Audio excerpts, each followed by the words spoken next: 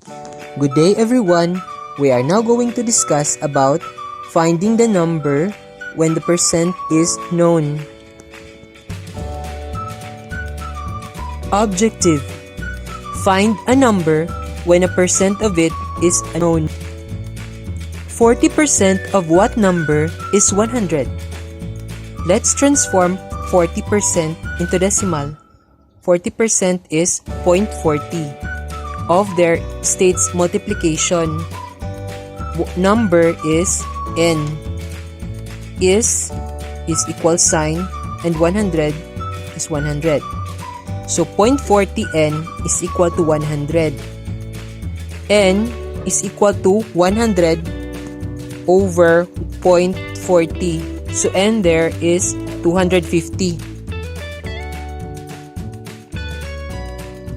In a cafeteria, 72 pupils were eating their lunch. This number is 80% of the total pupils in the school. How many pupils were in the school? Let's first understand. Letter A. Find the question. How many pupils were in the school? Letter B. Find the facts. 72 pupils were eating their lunch, and 80% of the total pupils were in the school. Second is to plan. Let n stand for the total number of pupils in the school. The problem can be stated as 80% of what number is 72? 80% then of is the multiplication operation. Then what number is n? Then is the equal sign. Then 72.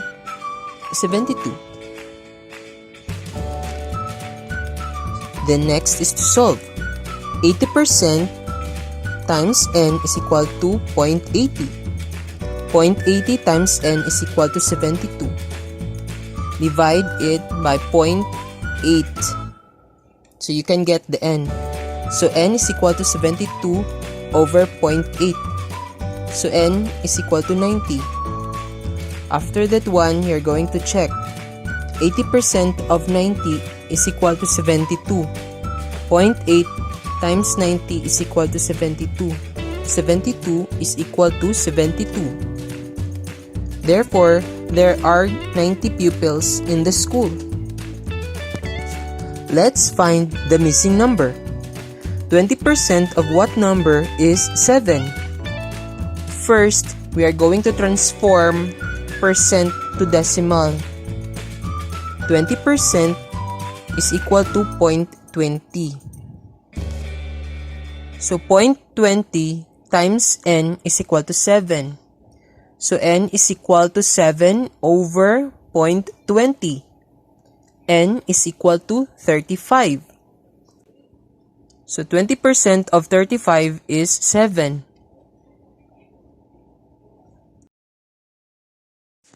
Mark Jacob spent 30% of his savings, but he still have 126 remaining. How much money had he saved? Number 1. Understand. Find the question. How much money had he saved? Letter B. Find the facts. Mark Jacob spent 30% of his savings, but he still have 126 remaining. Number 2. Plan. Let n stand for the total savings of Mark Jacob. The problem can be stated as 30% of what number is 126?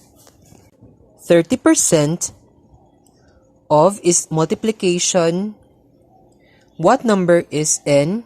And is equal sign and 126.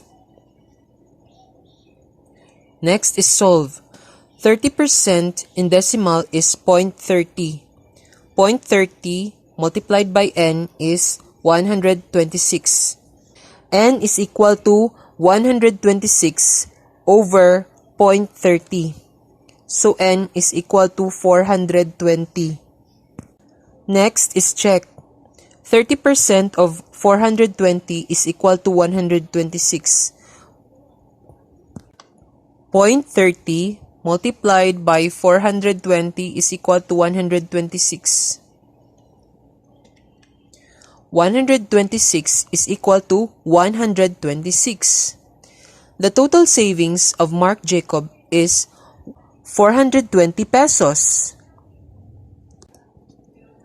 Reference is from Roma G. Perez, Lino C. Reynoso, Evangeline T. Ilagan, and Misael Jose S. Fisico of 21st Century Mathematics by Phoenix Publishing House. Here are the references of the photos. Thank you very much for watching and listening.